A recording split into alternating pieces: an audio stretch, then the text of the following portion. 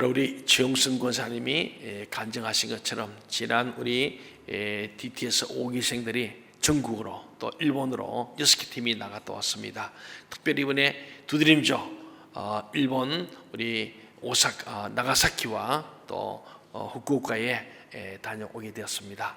특별히 한일 관계가 지금 굉장히 난백상을 보이는 이때에 일본으로 갔다는 것은 참으로 의미가 있다 생각합니다. 지금 일본 안가기 운동, 안사기 운동, 여러 가지 우리가 반일 감정이 고조에 달하고 있습니다. 어저께 우리 광복절을 맞으면서 우리나라에 여러 가지 행사들이 있는데 이 광복절 행사 가운데서도 두 표가 나눠져 있는 거예요. 한쪽에는 일본을 아베를 비판하고 한쪽에는 또 우리 대통령을 비판하는, 정부를 비판하는 일들이 같이 이렇게 돼 있습니다. 우리 모이면은 지금 그런 거예요. 소위 말하는 진보와 보수가 나뉘고 교회도 그렇습니다. 이번에도 보니까 많은 언론 매체에서 우리 원로 목사님들, 우리 한국을 대표할 만한 목사님들의 바로 광복절 설교들을 분석해서 보니까 어떤 사람들은 지금 우리 정부에 대해서 정말 바르게 한다. 그리고 또 일본에 대해서 또 이렇게 해서 전부 다 이게 생각이 갈라져 있습니다. 그리고 이런 상황이기 때문에 정치, 경제, 사회, 문화, 예술, 교육, 과학, 국방 또 심지어는 우리 종교 문제에서도 많은 어려움이 있습니다. 지금 전체가 국론이 분열되고 세계 경제도 어렵고 모든 것이 참 어려운 상황에 있을 때에 우리 개인도 우리가 미래에 대한 불확실 또 불안정 또 정말 광풍을 만난 것처럼 나라와 또 우리 모든 교회 또 우리 가정 개인도 참 어려움 속에 있습니다. 특별히 청년들 청년 실업 때문에 많이 어렵습니다. 저도 우리 청년들을 만나면서 때로는 마음이 짠해요. 지금 우리 사회가 경제도 많이 어렵다. 식당도 이렇게 가보면 문을 닫은 식당들이 지나가다 보면 그래요.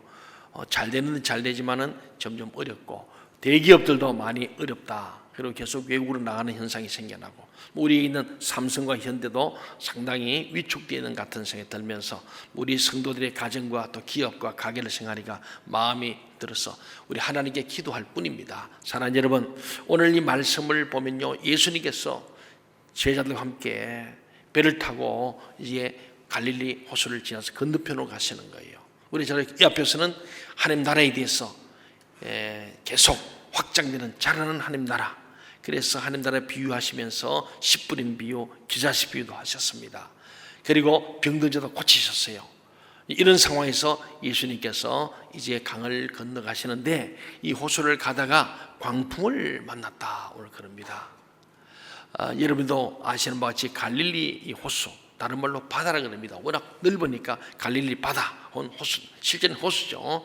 이 갈릴리 호수는 지중해 그 바다보다 해면이 한 해발 200m 더 꺼져 있는 온박한 호수입니다. 세계에서 가장 이렇게 낮은 해발이 제일 마이너스인 호수가 우리 바로 갈릴리입니다. 그리고 주변에는 산들이 빽 높은 산들이 둘러싸여서 여기는 가끔 광풍이 갑자기 나는 거예요. 그 바람이 불면서 이렇게 산불에 오면서 이 갈릴리 호수가 완전히 광풍, 미친 바람입니다. 미친 바람이 어떤 말이냐? 예측할 수 없이 막 제멋대로 이리저리 바람이 부니까 배들이 많이 침몰되고 사람들이 죽었습니다. 그래서 이 광풍이 일다가 갑자기 났다가 또 갑자기 또 사라지기도 하는 거예요. 그런데 이런 광풍 가운데 예수님께서는 주무셨다는 거예요. 우리 아다시피 예수님은 반복을 겨를도 없이 주무실 틈도 없었기 때문에 너무 피곤하신 거예요. 육신이 아주 피곤한 가운데 그냥 배에 타셔 주무신 겁니다. 여러분, 근데 아무리 잠을 깊이 자도 광풍이 나가 배가 뒤집어지는데 잠이 오겠습니까? 그래서 주님은 꼼짝으로 주무시는 거예요. 그런 상황에서 제자들이 열심히 물을 퍼내고 어떻게 살아보려고 하는데 바람이 너무 불고 배가 막 뒤집을 것 같으니까 그들이 결국 예수님을 깨우게 됩니다. 이때에 예수님을 깨우는 것은 사실은 큰 도움을 받은 거 아니에요. 보니까 예수님 또 보니까 피곤해가 주무시고 그렇게 예수님 주무시는 보니까 별 수 없는 인간이죠. 아주 나약한 주님 모습을 본 상태이기 때문에 처음부터 예수님의 어떤 능력과 힘을 의지해서 깨운 게 아니고, 어제 보면 예수님 이제 마지막으로 깨워서 오늘 얘기처럼 예수님 지금 우리를 좀 돌봐줘야 되지 않습니까? 좀 이런 얘기 정도였습니다. 근데 예수님께서 제자들의 이 믿음을 시험하시고 그들에게 기도의 동기를 부여하기 위해서 어쩌면 의도적으로 주님은 주무신 거예요. 사실은 잠이 왔겠습니까? 우리 시편 121편 4절에 보면 그러잖아요. 우리 하나님은 졸지도 아니하시고 주무시도 아니하십니다. 그랬잖아요. 우리 하나님은 졸거나 주무시는 아니에요. 그럼 하나님 아닌 거예요, 사실. 그러니까 우리 예수님은 인간인 동시에 하나님으로서 인간의 예수는 육신을 가졌으므로 피곤해서 잠을 잡니다마는 실제로 주님은 깨어 계시고 그 모든 것을 아시고 보고 들으시는 예수님이셨습니다. 그는 주무시더라도 그의 마음은 깨어 있는 겁니다. 그리스도께서는 광풍 속에서도 주무시고 있는 것처럼 보이지만은 자기 백성들의 기도를 듣고 깨어 계시는 분이 주님인 줄로 믿습니다. 여러분에게도 인생의 광풍이 올 때에 기도하시길 바랍니다. 때로는 주님이 아무 말씀 없습니다. 침묵하시는 것 같습니다. 그래서 하나님이 응답이 없기 때문에 때로는 포기도 합니다만은 우리 주님은 그것을 다 보시고 들으심을 알고 우리 인생의 어려움이 올 때마다 주님 앞에 기도하시길 바랍니다. 특별히 여러분 건강의 문제, 가정의 문제, 자녀의 문제, 더 나아가서 좀 더 나은 우리 교회와 민족을 위해서 새벽을 깨우며 기도하는 저와 여러분들 바랍니다. 새벽에 많은 분들이 기도하세요. 여러분들 우리 시편에서도 새벽에 내가 너를 도우리라, 새벽을 깨우리로다, 새벽에 함께 있다는 말씀. 이 새벽이란 말은 히브리에서 간절히 이런 뜻을 갖고 있어요. 새벽에 나오는 사람들 하나님 간절한 마음의 소음이 있는 사람을 보시고 그 새벽에 홍해를 갈라주시고 요단강을 가르시고 예루살렘을 물이 뜨는 것처럼 무덤을 갈라놓고 부활하신 것처럼 이 새벽이야말로 하나님 주신 우리의 시간, 하나님과 만나는 시간, 하루의 첫 시간입니다. 그래서 새벽에 일어나서 기도할 때 하나님 응답이 없는 것 같아도 하나님 다 들으심을 믿으시고 끝까지 기도함으로 여러분의 모든 문제가 해결되기를 간절히 소원합니다. 제자들은 처음에는 이런 위기 가운데서도 주님을 깨우지 않았어요. 그것은 피곤한 주님을 좀 더 주무시게 하기 위해서가 아니었습니다. 그들은 주님이 이 풍랑에 도움이 되지 않는다고 생각해서 깨우지 않았던 거예요. 그러니까 늘 주님을 따라다니면서도 주님의 능력을 인정하지 않은 겁니다. 많은 분들이 문제 생기면은 하루에 기도할 시간 안 하고 사람을 찾아다니고 힘 있고 빽 있고 돈 있는 사람, 뭔가 힘이 될 만한 사람을 찾아다니는 거예요. 그도 안 되면 마지막에 주님이 옵니다. 그래서 찬송 중에도 천부여 의지 없어서 죽기로 나옵니다. 다 두드려 맞고 다 망한 뒤에 그때 주님이 오는 사람이 너무 많은 거예요. 우리는 처음부터 주님을 깨우시기를 바랍니다. 졸지도 않으시고 주무시지 않으시고 우리를 눈독처럼 보시고 우리의 출입을 지금부터 영까지 낮에 해도 밤에 달도 너를 해치 못하도록 하시는 이 하나님을 우리는 믿고 무슨 문제든 하나님 앞에 먼저 주님을 깨우는 마음으로 주님께 나오기를 간절히 소원합니다. 오늘 본문인 38절 40절 말씀을 같이 한번 보겠습니다. 오늘 38절 39절 40절 말씀 시작. 예수께서는 고물에 베개를 베고 주무시더니 제자들이 깨우며 이르되 선생님이여 우리가 죽게 된 것을 돌보지 아니하시니까 하니 예수께서 깨어 바람을 꾸짖으시며 바다더러 이르시되 잠잠하라 고요하라 하시니 바람이 그치고 아주 잔잔하여지더라. 이에 제자들에게 이르시되 어찌하여 이렇게 무서워하느냐 너희가 어찌 믿음이 없느냐 하시니 예수님을 깨울 때 선생님이여 우리가 죽게 된 것을 돌보지 아니하시나이까. 이제 죽을 때 되니까 주님 좀 돌봐달라는 건데 어떻게 보면 이게 원망이죠. 처음부터 주님을 의지하고 주님 풍랑이 왔습니다. 주님의 능력을 믿습니다. 잠잠히 좀 해주세요. 얼마나 좋겠어요. 그 믿음은 바로 그런 거예요. 저는 늘 문제가 오면은 저 기도합니다. 하나님 이런 문제가 있습니다. 하나님께서 해결해 주십시오. 네. 얼마나 편합니까? 적극적으로 주님께 보고해야 됩니다. 그래서 저는 늘 우리 교회 당회장이 되시고 재직회장 되시고 공동회 회장 되시는 하나님 아버지, 오늘 재직회도 하나님께서 인도해 주십시오.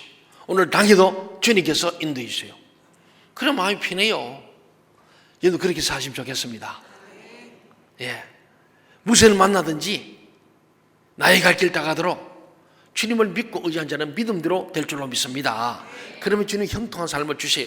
그렇지 않을지라도 계속 기도할 때 하나님은 마침내 하나님께서 이 광풍을 잠잠케 하시고 고요케 할 줄로 믿습니다. 오늘 주님께서요, 제자들과 선생님이요, 우리가 죽게 된 것을 돌보지 않습니까? 원망스러운 얘기로 할 때 주님께서 먼저 일단은 이 광풍을 먼저 잠잠케 하시고 잠잠하라, 고요하라, 딱 두 마디 하셨어요. 많은 말이 필요한 게 빛이 있어라 했더니 빛이 있었고, 해가 생기라, 해가 생기라. 주님 말씀은 능력입니다. 그러니까 이 두 마디에 정말 잠잠하게 풍랑해지고 고요해진 거예요. 그 다음에 주님 그로 끝나지 않아요. 반드시 제자들에게 티칭, 프리칭, 힐링이 되는 거예요. 그때 하신 말씀 오늘 제목 제가 정해봤습니다. 오늘 주님께서 바람이 그치고 잔잔해지니까 이에 제자들에게 말씀합니다. 어찌하여 이렇게 무서워하느냐? 나를 믿으면 너희가 무섭지 않을 텐데 나는 제끼로 풍랑만 쳐다보고 광풍만 보고 너희가 나름대로의 많은 노력을 해봤지만은 결국은 풍랑은 계속되었고 얻은 게 없지 않느냐? 너희가 어찌하여 이렇게 무서워하느냐? 그 다음에 하신 말씀입니다. 왜 무서웠느냐? 너희가 어찌 믿음이 없느냐? 여러분, 믿음이 있는 사람은요 소망이 있어요. 소망이 있는 사람은 하나님의 사랑을 믿어요. 하나님이 세상 문제도 하나님 나를 사랑하신다는 믿음이 있는 거예요. 그래서 시편 91편을 보면 좌우에 수천 수만 명이 넘어질지라도 죽어나지도 내가 너를 지킨다는 주님 말씀이 있어요. 하나님을 지존자로 삼고 그분을 믿는 사람은 화와 지향이 내 장막에 가까이 오지도 못하도록 하나님 막아주시고, 길을 갈 때 길목마다 천군 천사를 명기에서 보내서 너를 돌에 붙이지 않도록 보호하신다. 젊은 사자와 독사가 너를 덤벼들지라도 너희 발로 밟아버릴 것이다. 하나님 말씀을 읽으면요, 이 성경을 읽으면 두려움이 사라지게 돼 있어요. 이 제자들이 두려움 100% 오니까 이 믿음이 제로로 내려가 버린 거예요. 일본과 한국이 싸우면 누가 이길까요? 네, 서로 이긴다 그래요. 근데 성경은 보니까 끝났어요. 피차 물고 뜯으면 피차 망한다. 나는 그게 진리라고 생각해요. 둘 다 손해보는 거예요. 이겨봤자 상처뿐인 영광이에요. 여러분, 싸우지 마세요. 인생 살면서 싸우고 소송하고 이래봤자 남는 거는 별로 없습니다. 할 수만 있으면 너희는 서로 평화하라, 화목하라. 예, 그게 주님 말씀. 이 말씀이 답이에요. 근데 오늘 보니까 결국은 주님께서 너희가 어찌하여 이렇게 무서워하느냐? 그 말씀은 예수님 다 보셨잖아요. 들었잖아요. 호들갑을 떨고 난리가 난 거예요. 풍랑처럼, 광풍처럼 제자들도 미친 사람처럼 날뛰는 걸 보고 들으신 거죠. 그러니까 너희가 어찌하여 이렇게 무서워하냐? 이렇게 주님이 다 봤다는 거죠. 창피할 정도로 너희가 나를 왜 이렇게 믿지 못하느냐? 그 말씀이죠. 그리고 하신 말씀이 너희가 어찌 믿음이 없느냐? 이 말씀이 답이에요. 이 책망이 마태복음보다 마가복음이 더 자세하게 표현되어 있습니다. 제가 마태복음 강의할 때 마태복음 8장에서 이 말씀이 나왔거든요. 그때 제 제목이 믿음이 적은 자들아, 이런 제목으로 제가 설교를 했더라고요. 근데 그 본문에서는 보면은 어찌하여 그냥 무서워하느냐 이렇게 부드럽게 얘기했어요. 마태복음 8장 26절에 어찌하여 무서워하느냐. 근데 오늘 마가복음이니까 뭐가 더 들어가 있어요? 예수님이 한껏 그 힘을 줬어요. 어찌하여 이렇게 무서워, 이렇게란 말을 넣은 거예요. 아주 증거를 내세운 거예요. 증거를. 또한 마태복음에서 믿음이 적은 자들아, 이렇게 믿음이 적은 자라 그랬습니다. 그럼 믿음이 있어요, 없어요? 있기는 있다는 거예요. 있는데 적다는 거예요. 근데 마가복음에서는 40절에 보니까 너희가 어찌 믿음이 없느냐? 마태는 믿음이 좀 적다 그랬어요. 그 믿음이 더 큰 믿음의 사람들아, 이런 고민이라면 이번엔 믿음이 아예 없다고 얘기하셨어요. 물론 제자들이 믿음이 없었던 것은 아니죠. 그러나 이때의 두려움이 너무 큰 광풍이, 이 두려움이 너무 커지니까, 두려움이 그들을 사로잡아 버리니까 믿음이 전혀 없는 것처럼 보인 거예요. 그래서 호들갑을 떨고 막 난리가 난 거죠. 여기서 우리가 생각해야 할 것은 왜 제자들이 이런 두려움에 빠지게 되었느냐 하는 거예요. 바로 이것이 오늘 대부분의 그리스도인들이 겪고 있는 어려움이기도 합니다. 우리도 자기가 어려움이 오면은 믿음이 없는 것처럼 말하고 행동할 수 있다 하는 겁니다. 제자들이 이 무서운 풍랑을 겪으면서 가졌던 두려움은 그들의 믿음을 전부 삼켜버리는 그런 두려움이었어요. 너무 큰 두려움이니까 믿음이 사라져버린 거예요. 이런 두려움은 공황, 소위 패닉이라 그럽니다. 우리 패닉 상태, 공황장애란 말이 있잖아요. 요새 우리가 사람들에게서 많이 힘들면은, 너무 힘들 때 완전히 기가 죽어서 패닉 상태, 다시 말하면 완전히 두려움에 빠져가지고 아무것도 할 수 없는 상태. 너무 두려우니까 말도 안 나오고, 너무 두려우니까 119 누를 힘도 없고 그냥 죽는 거예요. 이게 공황 상태, 패닉 상태. 두려움이 너무 크니까 어떻게 생각도 안 나는 거예요. 말도 안 나오고. 이게 바로 믿음을 삼키는 두려움입니다. 완전히 두려움에 빠져서 아무것도 할 수 없는 상태, 이 예수님께서 그것을 두고 책망한 거예요. 너희가 나를 믿으니 하나님을 믿어야 되고, 하나님을 믿고 나를 믿는 자는 이 두려움을 이겨낼 수 있음에도 불구하고 예수는 생각했고 하나님 생각했고 믿음이 싹 사라진 거예요. 두려움만 100% 보이지니까, 광풍만 보이니까 너희가 공황정신을 나타냈다는 그런 말씀으로, 너희가 내 제자인데 제자들이 이 정도 가지고 공황 상태를 경험해서 아무것도 할 수 없어서 이렇게 믿음 없는 것처럼 두려움에 사해서 완전히 넉다운 될 수 있느냐 하는 말씀이죠. 제자들은 예수님을 따라 나설 때는 예수님이 그랬잖아요. 나를 따라 그랬잖아요. 그럼 배도 버리고 금을 버리고 막 따릅니다. 베드로도 야고보도 요한도 따랐잖아요. 그러면서 주님 하십니다. 너희가 나를 따르면 자기를 부인하고 십자가 지고 나를 따르라 그랬잖아요. 그러니까 어느 정도 주님을 따르면 나를 부인해야 되고 십자가 지어야 되고 그런 거구나. 그러니까 어느 정도 고난이 있다는 것도 압니다. 고생도 감수할 생각을 했어요. 그런데 주님을 믿고 따라보니까 자신이 생각했던 것보다 훨씬 더 큰 어려움과 고난이 닥쳐왔어요. 이때에는 우리의 믿음이 사라져버리고 무서운 불신앙이 빠져들게 됩니다. 오늘 우리가 예수를 믿으면서도요, 정말 하나님이 안 믿어지거나 문제가 생기면 하나님 생각도 안 나는 거예요. 그럼 기도 안 하죠. 이게 바로 패닉 상태입니다. 예수는 믿는데 오늘 주님 말씀한 것처럼 너희가 어찌 이렇게 무서워하느냐, 그는 너희가 어찌 믿음이 없느냐 한 말과 동일한 말씀이죠. 이것이 믿음이 없는 겁니다.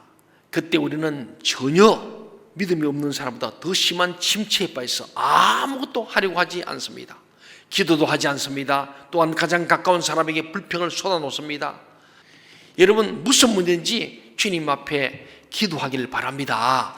믿음이 없으면 기도하지 않습니다. 가까운 사람에 불평 쏟아놓습니다. 자기 자신을 학대함으로써 사실은 하나님께 불평합니다. 우리 지금 욥기를 세벼보지만 욥이 입으로 범죄치 않은 것 같지만 막판에 가서 내가 엄마 뱃속에 생긴 것을 원망하고 낙태되지 않은 것을 원망하고 죽어서 태어나지 않은 것을 원망하고 내가 이렇게 살아있는 걸 원망하고 빨리 죽으면 좋겠다. 자기를 학대해요. 그거는 뭡니까? 이 땅에 보내신 하나님을 결국 불평 원망하는 잘못입니다. 예수님께서 지적하신 것은 바로 이 불신앙입니다. 오늘 본문 38절 하반절에서 우리는 제자들이 주님을 깨우면서 선생님이시여 우리가 죽게 된 것을 돌보지 아니하시니까 라는 말하는 것을 보게 됩니다. 이것이 무엇입니까? 불신앙적 항인 거예요. 불신앙적인 항이라고요. 우리는 우리의 믿음을 사용해야 합니다. 믿음을 사용하시기 바랍니다. 믿음을 제가 늘 그러잖아요. 이 지갑에다가 신용카드 넣고 안 쓰면은 아무 소용 없습니다. 믿음을, 신용이면 믿음 아닙니까? 신용을 써라. 신용, 믿음을 써라는 거예요. 믿음을 사용해야 돼요. 주님의 입을 크게 벌려서 믿음을 사용하세요. 부르짖으세요. 야베스 기도하세요. 예. 믿음을 써야 되는데 믿음을 사용하지 않는 거예요. 언제 믿음을 사용해야 합니까? 도저히 이해할 수 없는 극단적인 어려움에 빠졌고 하나님은 주무시는 것처럼 우리를 어려움에 방치해 두실 때 불신앙이 우리를 삼키지 못하도록 속에 있는 두려움과 싸워야 합니다. 내 속에 두려움을 막 들어올 때 그때 두려움을 싸워 이겨내야 합니다. 우리 속에 있는 주님이 기뻐하시지 않는 생각, 감정과 싸우는 것이 살아있는 믿음이고 큰 믿음이에요. 사랑하는 여러분, 그렇습니다. 우리 오늘 제자들은 예수님께 우리가 죽게 된 것을 돌보지 않냐고 불신앙적 항의하는 거예요. 우리는 이 믿음을 잘 선용할 수 있기를 바랍니다. 39절 보세요. 예수께서 깨어 바람을 꾸이시며 바다들어 이르시되 잠잠하라. 고요하시니 바람이 그치고 아주 잔잔하여지더라. 말씀이 능력입니다. 이 말씀이 능력이에요. 이 말씀을 로고스 기록된 리턴 바이블에서 이것이 살아 움직이는 리빙 바이블 레마의 말씀으로 우리가 들을 때 이 말씀은 살아있고 운동력이 있어 실제 말씀대로 됩니다. 우리 교회 나는 늘 가지만 이 건축은요, 제가 은퇴를 계속 얘기할 겁니다만은 이거는 하나님께서 기록된 말씀을 믿은 사람에게 살아있는 운동력 있는 말씀이 되어서 이를 이루신 줄로 믿습니다. 그리고 41절 보세요.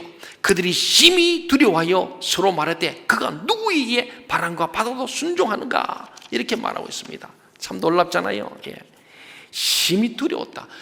광풍을 두려워했는데 지금 누굴 두려워하냐? 예수님을 두려워하는 거예요. 그 권위 앞에, 그 권세 앞에 말 한마디에 그냥 그 광풍이 잠잠해지니까 전에도 주님 능력을 행하셨죠. 병든 자도 고치고 기적을 행하셨는데도 또 잊어버린 거예요. 그러다 광풍이 오니까 예수님은 온 데도 없다가 광풍이 잠잠히 그때 다시 예수님이 보이는 거예요. 보이면서 그 예수님이 너무너무 심히 두려워졌지요. 그가 누구에게 바람과 바다도 순종하는가? 이 말을 통해 제자들은 지금까지 많은 기적을 베푸시는 예수님을 보면서도 그분이 누구신지 정확하게 몰랐다는 사실을 알게 됩니다. 그분은 우리 우주의 모든 것을 지배하시는 주재자이시며 모든 만물을 주권적으로 통치하시는 분이신 줄 믿습니다. 이걸 믿어야 돼요. 그런데 인생도 다스리신 분이고 우리 가정도 교회도 민족도 다 주관하신 분이 주님인 것을 믿어야 할 줄 믿습니다. 이 기적이 제자들에게 준 인상은 마태복음에서는요 그 사람들이 놀랍게 이겼다고 이렇게 했지만은 오늘 마가복음에서는 심히 두려워했다고 41절에서 얘기합니다. 그러나 이제 그들은 그들에게 베푼 그리스도의 능력을 보았기 때문에 바람과 바다는 별로 두려워하지 않았으나 그리스도를 심히 두려워하게 되었습니다. 그들은 폭풍 가운데 나타난 창조주의 능력과 진노를 두려워했으며 그 두려움은 고뇌와 놀라움이 내포된 두려움이었어요. 야, 예수. 그러나 이제 그들은 평온한 구속자의 권능과 은혜를 두려워했으며 그 두려움은 기쁨과 만족을 내포하는, 야, 이분만 따라가면 되겠구나. 진짜 내가 다 버리고 주님을 따라가면 사는구나. 그런 두려움과 더불어 기쁨과 감사, 기대감이 있는 그런 만족의 놀라운 두려움이죠. 그리스도께서 광풍을 꾸짖던 잠잠하라 고요하라는 명령의 말씀은요 이 광풍을 위해서 했지만 실제는 제자를 향했어. 너무 시끄러운 호들갑을 떨고 있으니까 잠잠하라 고요하라. 잠잠히 좀 주님을 바라보고 기도해라 그 말씀. 오늘 저와 여러분 똑같습니다. 지금 국가 문제, 정치 문제, 사회, 경제 모든 문제, 또 교회들의 문제 여러 가지 나옵니다. 그게 좀 제발 입 다물고 잠잠히 고요히 주님을 바라보라. 떠든다고 글 쓴다고 되는 게 아니다. 오늘 주님께서 우리에게 이런 명령의 말씀 복잡하게 생각하지도 말고 경솔하게 말하지도 말고 오직 잠잠하고 고요하라는 명령의 말씀이고요. 두 번째는 우리에게 대한 위로의 말씀도 있어요. 고난의 광풍이 아무리 요란하고 아무리 강하다 해도 예수 그리스도는 이 고난의 광풍을 말씀 한마디로 잠잠케 하실 수 있습니다. 바다를 만드신 분은 바다를 조용하게 하실 수도 있다는 위로의 말씀이에요. 이 주님이 저와 여러분의 주님인 줄 믿습니다. 그 주님을 믿을 때 우리는 어떤 풍랑이 오고 우리 환난이 오고 핍박이 오고 어려움이 오고 고난이 올지라도 그 주님을 바라보면서 잠잠하고 고요히 주님 앞에 나가 엎드리십시오. 그러면 주님께서는 이 문제를 주님이 해결하십니다. 사랑하는 여러분, 주님은 오늘도 역사하고 계신 줄 믿으시기 바랍니다. 그렇습니다. 이제 우리는 어떻게 주님 우리의 사역을 원하시는가 하면요, 어떻게 우리가 큰 믿음의 소유가 될 수 있는가를 가르치는데, 그것은 성경 말씀을 통해서 하나님이 누구신가를 바로 알아라. 예수 그리스도가 누군지 바로 알아라. 그분을 똑바로 알면은 주님을 잠들게 버려두지 아니하고 호들갑 떨 것도 없고 난리칠 것도 없고 주님에게 달려가기만 하면 주님께서 잠잠하라, 고요하라, 풍랑도 잠잠케 하시고 우리 문제도 해결해 줄 줄로 믿습니다. 그래야 우리 마음대로 하나님을 만들어서 믿지 않게 됩니다. 오직 좋으신 하나님만 믿었던 사람들은 어려움이 닥쳐오면 신앙이 뿌리채 흔들리게 되었습니다. 우리는 어떤 어려움도 하나님의 손 안에 있다는 것을 굳게 믿고 불신앙과 두려움을 이겨내야 합니다. 이런 어려움을 통하여 다시 한번 우리의 믿음 없음과 연약함을 고백합시다. 그리고 어떠한 어려움 가운데서도 하나님을 신뢰하고 하나님을 높여드립시다. 그러면 그 어려움을 통하여 일하시는 하나님을 느낄 수 있을 겁니다. 사랑하는 여러분, 개인의 문제도 그러고 어떤 경우에도 기도하는 여러분 되길 바랍니다. 우리 한번 눈을 감고 한번 우리가 잠잠히 기도합시다.